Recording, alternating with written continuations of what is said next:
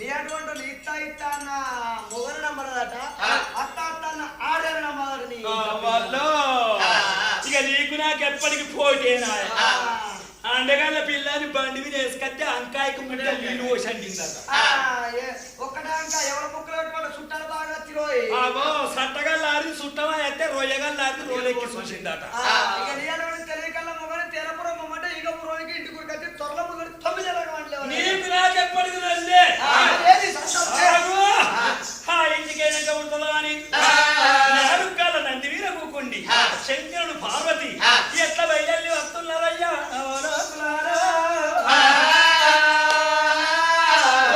నందనందన మోకుంద వదన నందనందన మోకుంద వదన కుంద వదన